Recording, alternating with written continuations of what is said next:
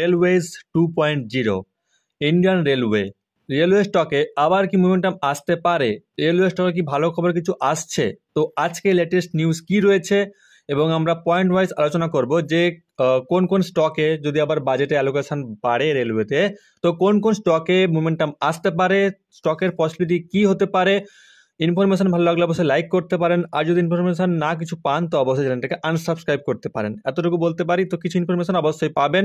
স্টকগুলো বলা হবে, 6টা স্টক নিয়েছি এবং কি কি পয়েন্ট বেসিসে আমি নিয়েছি, তার কি কি রিজনস রয়েছে, প্রপার রিজনস আমি কিন্তু আলোচনা করবো। ওকে, সো ইন্ডিয়ান রেলওয়েজ 2.0 এখানে প্রথম হচ্ছে, এখানে পয়েন্টগুলো আমি বলি, তো পয়েন্টগুলো প্রথম জেনে নিই, তারপর নিউজগুলোই দেখছি। তো good news for Indian railways. তো কি ভালো খবর আসছে না, ইন্ডিয়ান গভর্নমেন্ট অর্থাৎ আমাদের যে বাজেট, ওই যে 1 তারিখ ফেব্রুয়ারির 1 তারিখ যে বাজেট ঘোষণা হবে, সেই 1 তারিখে ইন্ডিয়ান গভর্নমেন্ট ঘোষণা করতে পারে যে রেলওয়ে বাজেট। এবং এই রেলওয়ে বাজেটে এখানে তারা প্রথম অর্থাৎ ফাইন্যান্সিয়াল ইয়ার 2024 অর্থাৎ আগের বছরের জন্য রেলওয়েতে ছিল মাত্র 2.65 লাখ কোটি, এবং এটা এবছরে প্রায় 15-20% ইনক্রিজ হতে পারে বাজেটটা, যে টাকাটা ছিল বরাদ্দ, এবং ইনক্রিজ হয়ে সেটা হতে পারে 3 লাখ করোড়। এবং এর প্রপার কিন্তু নিউজও আমি দেখাবো আপনাদের। দেখেন এখানে কি বলছে। এবার যদি নিউজ দেখি তো এখানে দেখেন লেখা আছে budget 2025 Indian railway get 3 lakh crore check to be railways game changing modern ticket for you.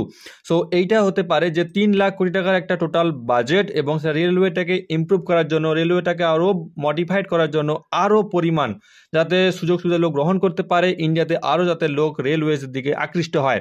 So তার জন্য এখানে 15-20% কিন্তু ইনক্রিজ হতে পারে। এখানে সিম্পলি গভর্নমেন্ট এটা বর্ণনা করছে। এইবার বলি যে গভর্নমেন্ট নিউজ তো আমরা দেখলাম, অফিসিয়াল কোনো নিউজ নয়, বাট এটা প্রেডিকশন যে হ্যাঁ এগুলো হতে পারে, কোথায় খামতি রয়েছে, কোথায় কি ইমপ্রুভমেন্ট করতে হবে, যারা অ্যানালিস্ট তারা কিন্তু এই সমস্ত পাবলিশ করে। এবার আমাদের কিভাবে নজর রাখতে হবে, এইবার দেখেন, এবার যদি বলি যে আমরা কিভাবে ডিসিশন নেব, যে রেলওয়ে তো হতে পারে, বাট আমরা কিভাবে ডিসিশন নেব, তো তার জন্য কিছু পয়েন্ট আমাদের ডিসকাস দেখতে হবে। সো দেখেন এখানে কিছু আমি পয়েন্ট আলোচনা করেছি। এখানে যেটা মেজর আমার পয়েন্ট লেগেছে, তো মেজর প্রথম পয়েন্ট হচ্ছে মডার্নিটি এবং নেক্সট হচ্ছে সেফটি। এবার প্রথম আসি মডার্নিটি মিনস যে রেলওয়ে যে ট্র্যাকগুলো আছে, রেলওয়ে যে প্ল্যাটফর্মগুলো আছে আরও একটু উন্নত, যাতে পরিষ্কার পরিচ্ছন্ন, আরও কোচগুলো যাতে ঠিকঠাকভাবে মডিফাইড হয়, আরও লোক সুযোগ সুবিধা পায়, proper toilet, bathrooms, proper sleeper cells, proper drinking water. তো এগুলোতে যদি ইমপ্রুভ করতে হয় তাহলে তো ইনভেস্টমেন্ট করতে হবে। তো সেক্ষেত্রে মডার্নিটিকে নিয়েছি। আর হচ্ছে সেফটি।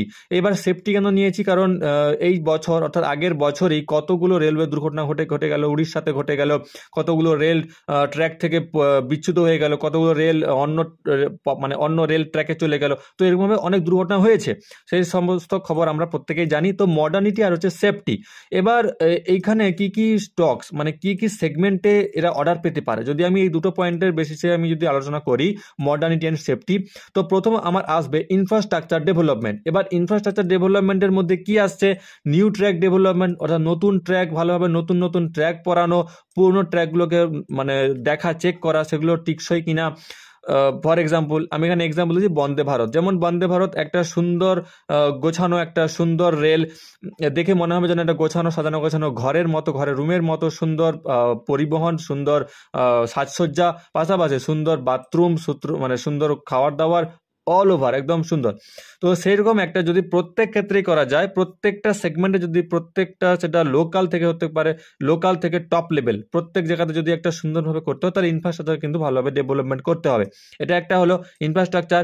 এরপর কি আসছে, এরপর আসছে রোলিং স্টকস। এবার রোলিং স্টকসের আমি কি কি, ওয়াগনস আর কোচ এফিসিয়েন্সি, মানে যে কোচগুলো আছে সেতে বসার জায়গা একটু ইমপ্রুভ করা, যাতে ভালোভাবে লোক বসতে পারে, একটু কমফোর্টেবল, একটু যাতে লোক কমফোর্টেবল ফিল করে।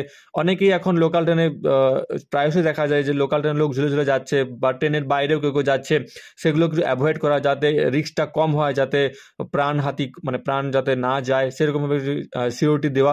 তো এগুলো করতে হলে তাহলে প্রপার কোচ করতে হবে, লোক বেরোতে না পারে, বন্ধ কোচ করতে হবে।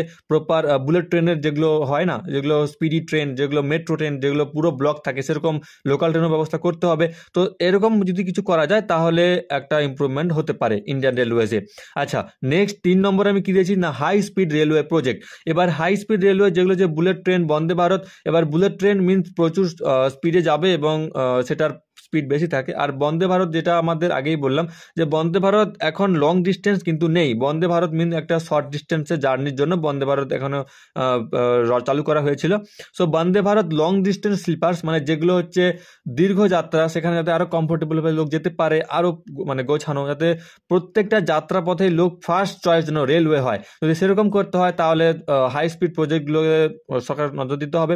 এবং এখনকার যে বাজেট অনুযায়ী সেটা 21,000 কোটি টাকার কিন্তু অ্যালোকেট হতে পারে এবং এটা একটা বড় মানে ইনভেস্টমেন্ট হতে পারে। ওকে, এরপর হচ্ছে সেফটি আপগ্রেডস, এটাই হচ্ছে মেন পয়েন্ট। এবার সেফটি কি, আমার সেফটি কেন প্রয়োজন? কারণ দিন দিন এত পরিমাণ যে রেল দুর্ঘটনা প্লাস প্রাণঘাতী যারা লোকো পাইলট তাদের যাতে প্রবলেম না হয়, তাদেরকে যাতে সমস্যা না ভুগতে হয়, তার জন্য যাতে advance modern systems, advance AI technology, advance networking technology, তো এগুলো যদি ট্রেনের মধ্যে ইউজ করা হয় তাহলে প্রত্যেকটা দপ্তর প্রত্যেকটা রেলকে ট্র্যাক করতে পারবে, টাইম টু টাইম আপডেট দিতে পারবে যে ট্রেনটা কোথায় আছে, কোথায় অ্যাকচুয়ালি স্টে করছে, কি প্রবলেম হচ্ছে।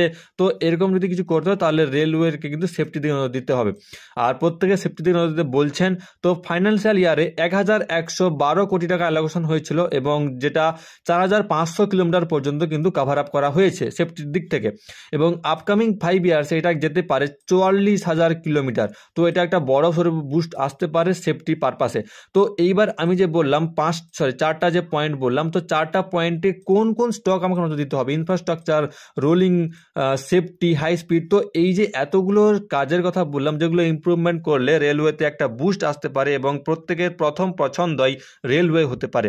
তো সেক্ষেত্রে কি কি স্টকস আমাদের চুজ করতে হবে? এবার সম্পূর্ণ মেনলি এগুলো হচ্ছে অ্যানালিসিস, এগুলো প্রেডিকশনস, যে এগুলো তো নজর দিতে হবে। আর গভর্নমেন্ট কিন্তু প্রত্যেক অ্যানালিস্টের কাছ থেকে ওপিনিয়ন নেয় এবং তারপর কিন্তু ডিসিশন নেয়।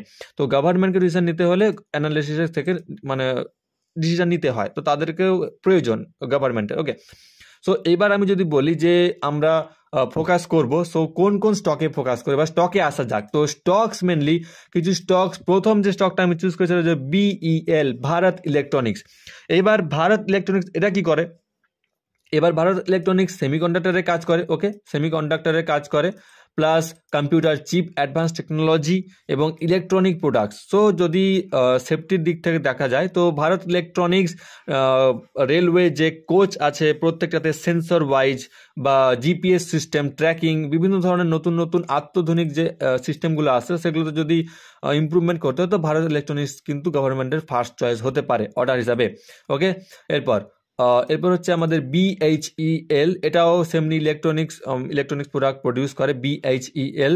তো এই স্টকটাও কিন্তু একটা ভালো মানে বড় সড়ো, আগের বারের বাজেটে BHEL একটা বড় সড়ো অর্ডার পেয়েছিল এবং এবারেও কিন্তু এটা পেতে পারে। তো সেক্ষেত্রে স্টক নজর রাখতে হবে। সো এইটা।